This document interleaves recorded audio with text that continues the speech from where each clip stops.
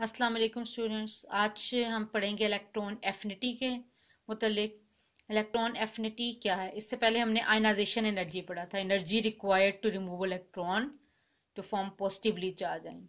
Electron affinity में क्या होती है? It is amount of energy required की बजाय रिलीज है। वहाँ पे जो आयनाइजेशन एनर्जी हमने पढ़ा था, वहाँ पे हमने कहा था कि एलिमेंट को इलेक्ट्रॉन रिमूव करने के लिए जो एनर्जी चाहिए होती है वो आयनाइजेशन एनर्जी होती है। लेकिन ये अमाउंट ऑफ एनर्जी रिक्वायर्ड या एब्जॉर्ब नहीं है, रिलीज होने वाली एनर्जी है जब एक इलेक्ट्रॉन किसी भी आइसोलेटेड गैसियस एटम के वैलेंस शेल में ऐड हो जाता है। यहाँ पे रिमूवल नहीं है, एडिशन। यहाँ पे एब्जॉर्प्शन नहीं, एनर्जी का रिलीज है। वहाँ पे पॉजिटिव आयन बनते हैं, यहाँ पे क्या है? Negative ion. तो टोटली ऑपोजिट है ये आयनाइजेशन एनर्जी के। Amount of energy released when electron is added to valence shell of an isolated gaseous atom to form negative ion. अब इसमें बेस्ट एग्जांपल हेलोजन फैमिली के मेंबर्स के fluorine, इनके valence shell में 7 electron होते हैं। ये ऑक्टेट पूरा करने के लिए इन्हें 1 इलेक्ट्रॉन चाहिए होता है, तो ये रेडली 1 इलेक्ट्रॉन को गेन कर लेते हैं यूनी नेगेटिव आयन की फॉर्म में। अब ये जो इस दौरान एनर्जी एब्जॉर्ब नहीं हो रही, जब एक एटम इलेक्ट्रॉन के अंदर ऐड हो रहा है और पॉजिटिव आयन बनने के बजाय क्या बन रहे हैं? Negative ion. जो एनर्जी रिलीज हो रही है उसको माइनस साइन के साथ इंडिकेट करेंगे और उसको आयनाइजेशन एनर्जी का नाम देने के बजाय, तो इस रिलीज होने वाली एनर्जी को हम माइनस साइन से इंडिकेट करेंगे, -337 किलो जूल पर मोल, और इसको नाम देंगे इलेक्ट्रॉन एफिनिटी का। तो नॉन मेटल्स जो हैं वो एनर्जी रिलीज करते हैं और यूनिनेगेटिव आयन फॉर्म करते हैं, और मेटल्स जो हैं वो इलेक्ट्रॉन को रिमूव करने के बाद यूनी पॉजिटिव आयन बनाते हैं। वो फैक्टर्स जो इलेक्ट्रॉन एफिनिटी को इलेक्ट्रॉन एफिनिटी की वैल्यूज में वेरिएशंस लाते हैं, उनमें एटॉमिक रेडियस, न्यूक्लियर चार्ज और शील्डिंग इफेक्ट है। ये वही फैक्टर्स हैं जो आयनाइजेशन एनर्जी को भी अफेक्ट करते हैं। जैसे ionisation energy left to right vary करती है, इलेक्ट्रॉन एफिनिटी भी पीरियोडिक टेबल में लेफ्ट टू राइट वेरी करती है। जब हम लेफ्ट से राइट की तरफ जाते हैं, मैं आपको पहले बहुत अच्छी तरह आयनाइजेशन एनर्जी के टॉपिक में एक्सप्लेन कर चुकी हूँ कि साइज क्यों श्रिंक करता है। मैंने आपको पीरियड नंबर 2 में लिथियम, बेरिलियम, बोरोन और नियोन की एग्जांपल्स लेके बहुत अच्छी तरह क्लियर किया है। लास्ट लेक्चर मेरा देख सकते हैं आयनाइजेशन एनर्जी वाला।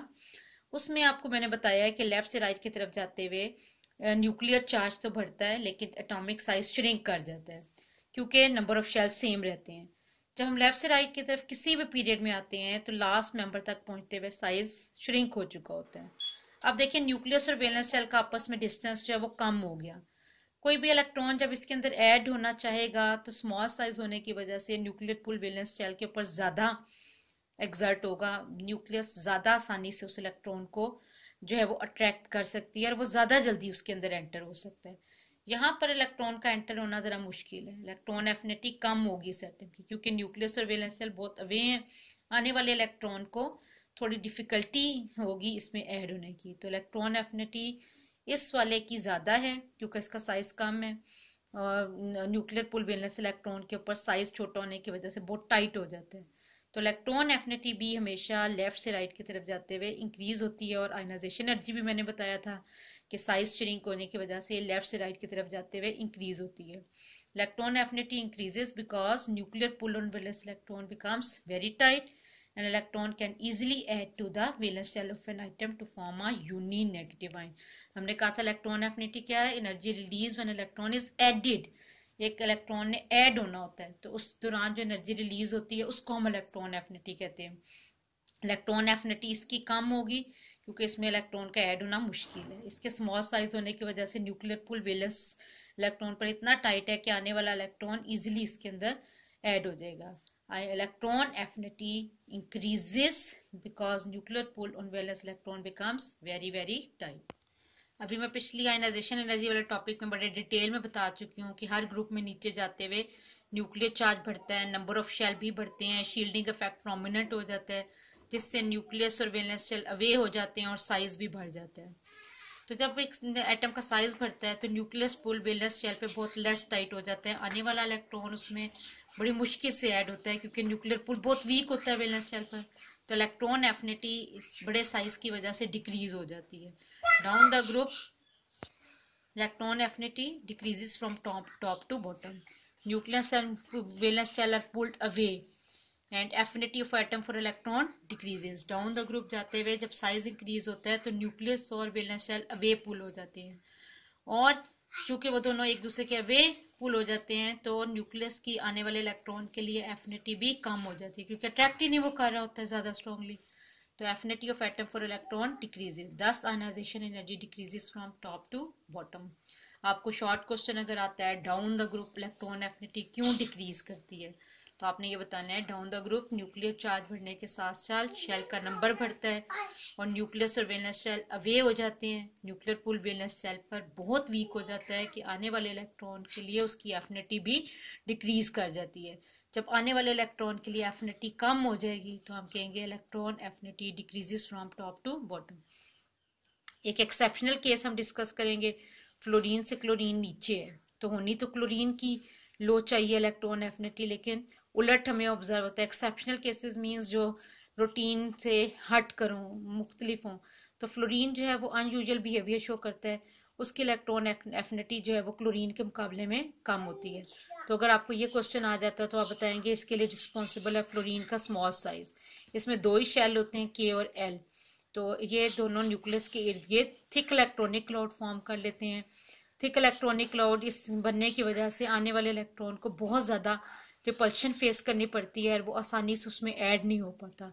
तो इस वजह से कहते हैं कि फ्लोरीन की इलेक्ट्रॉन एफिनिटी क्लोरीन के मुकाबले में लो है, क्योंकि उसका के और L shell thick electronic cloud form कर लेता है अपने स्मॉल साइज की वजह से न्यूक्लियस के इर्द गिर्द, और आने वाले इलेक्ट्रॉन को ग्रेटली बजाय अट्रैक्ट करने के बजाय ऐड करने के उसको रिपल करता है।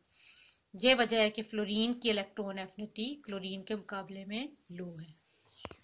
इसके बाद हम आर्टिकल नंबर 8.3.3 पर आएंगे। ये इलेक्ट्रोनेगेटिविटी का आर्टिकल है। इलेक्ट्रोनेगेटिविटी के लिए आपने ये ज़हन में रखना है कि कोवलेंट बॉन्ड क्या होते हैं। कोवलेंट बॉन्ड हमेशा दो एटम्स के दरमियान इलेक्ट्रॉन की शेयरिंग से बनते हैं।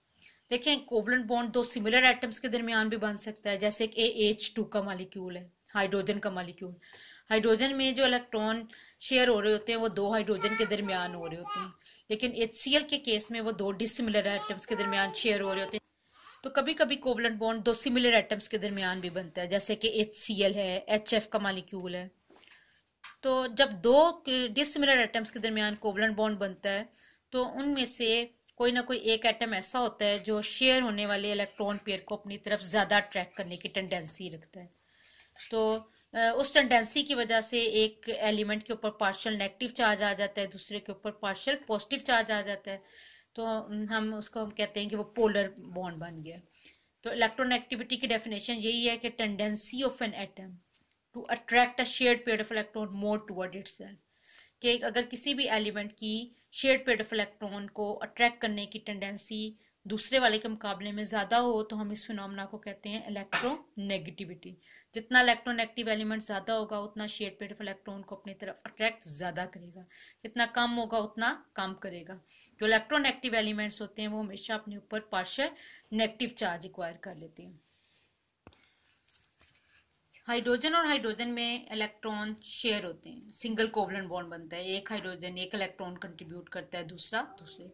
लेकिन दो सिमिलर एटम में से कोई भी element shared pair of electron को, शेयर होने वाले पेयर ऑफ इलेक्ट्रॉन को अपनी तरफ ज्यादा या कम पुल नहीं कर सकता। ये होते हैं नॉन पोलर कंपाउंड। लेकिन HF के केस में कोवलेंट बॉन्ड दो डिसिमिलर एटम्स के दरमियान बना हुआ है।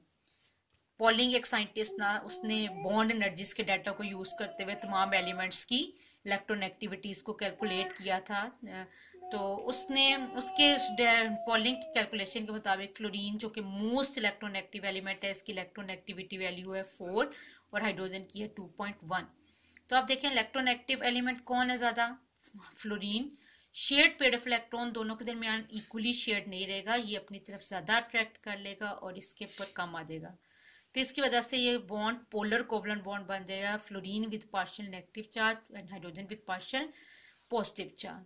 तो इस फिनोमेना को हम कहते हैं electronegativity, the power of an atom to attract shared pair of electron more toward itself. ये अब देखने में सिर्फ ड्रॉ करने में बीच में नजर आ रहा है, लेकिन एक्चुअली ये दोनों के बीच में नहीं रहेगा। फ्लोरीन के अंदर इलेक्ट्रोनेगेटिविटी है, मोस्ट इलेक्ट्रोनेगेटिव एलिमेंट है। पॉलिंग जो साइंटिस्ट था उसने एलिमेंट्स की इलेक्ट्रोनेगेटिविटी को बॉन्ड एनर्जीज के डाटा के बेसिस पे कैलकुलेट किया था, वो कैलकुलेशन हमारे सिलेबस का पार्ट नहीं है। वो आगे हायर क्लासेस में आप स्टडी करते हैं। लेकिन यहाँ पर सिर्फ यही याद रखें कि उसने जो बॉन्ड एनर्जीज के डाटा को यूज करते हुए फ्लोरीन की वैल्यू निकाली थी वो 4 थी, हाइड्रोजन की 2.1। तो इस बेसिस पर फ्लोरीन मोर इलेक्ट्रोनेगेटिव है, हाइड्रोजन कम। इस पर हमेशा पार्शियल नेगेटिव चार्ज आ जाएगा और इस पर हमेशा पार्शियल पॉजिटिव। दो पोल्स का किसी मॉलिक्यूल में बन जाना कहलाता है पोलर कंपाउंड। जिस तरह इलेक्ट्रॉन एफिनिटी लेफ्ट से राइट वेरी करती है, इसी तरह आयनाइजेशन एनर्जी और इलेक्ट्रॉन एफिनिटी की तरह इलेक्ट्रोनेगेटिविटी भी वेरी करती है। लेफ्ट से राइट इलेक्ट्रोनेगेटिविटी इंक्रीज होती है। तो देखिए आपके लिए मेमोराइज करना, याद रखना बहुत आसान है कि आयनाइजेशन एनर्जी, इलेक्ट्रॉन एफिनिटी और इलेक्ट्रोनेगेटिविटी तीनों लेफ्ट टू राइट इंक्रीज करते हैं और डाउन द ग्रुप डिक्रीज करते हैं। ये भी साइज ऑफ एटम पे डिपेंड करती है। जितना साइज स्मॉल होगा इलेक्ट्रोनेगेटिविटी इंक्रीज करेगी और जितना बड़ा बड़ा होता जाएगा उतना डिक्रीज होती जाएगी। और साइज के लिए कौन से फैक्टर रिस्पॉन्सिबल होते हैं, न्यूक्लियर चार्ज और शील्डिंग इफेक्ट, ये सारी चीजें बार बार रिपीट हो रही हैं यहाँ पर, तो वही रहेंगी। तो इसके बाद आ जाता है कि जब हम किसी भी एलिमेंट की इलेक्ट्रोनेगेटिविटी डिफरेंस निकालते हैं तो उससे हमें क्या क्या फायदे मिलते हैं। सबसे पहला फायदा तो ये है कि इलेक्ट्रोनेगेटिविटी डिफरेंस से हमें ये पता चल जाता है कि कंपाउंड नॉन पोलर है या पोलर। जैसे HF है, अगर हम इसमें दो एलिमेंट्स की इलेक्ट्रोनेगेटिविटी डिफरेंस निकालते हैं 4 - 2.1 तो 1.9 आंसर आ जाता है। दो हाइड्रोजन की इलेक्ट्रोनेगेटिविटी डिफरेंस निकालते हैं तो 2.1 में से 2.1 माइनस करने के बाद आंसर 0 आ जाता है। 0 आने का मतलब है कंपाउंड नॉन पोलर है। और जितना इलेक्ट्रोनेगेटिविटी डिफरेंस ज्यादा आता जाएगा बॉन्ड उतना स्ट्रांगली पोलर, कम होगा तो उतना ही वीकली पोलर। लेकिन 0 होना नॉन पोलैरिटी को इंडिकेट करता है और वैल्यू का 0 से ऊपर कोई वैल्यू शो करना बॉन्ड की पोलैरिटी का इंडिकेशन है। तो इस तरह हमने डिफरेंस निकालने के बाद ये करार दे दिया कि हाइड्रोजन नॉन पोलर और HF पोलर है। इलेक्ट्रोनेगेटिविटी डिफरेंस से हमें नेचर ऑफ बॉन्ड भी पता चल जाती है। अगर इलेक्ट्रोनेगेटिविटी डिफरेंस मोर देन 1.7 आ जाए तो हम कहते हैं उस कंपाउंड में बॉन्ड की नेचर आयनिक है। लेकिन शर्त ये होनी चाहिए कि वो कंपाउंड मेटल और नॉन मेटल के दरमियान बना हो।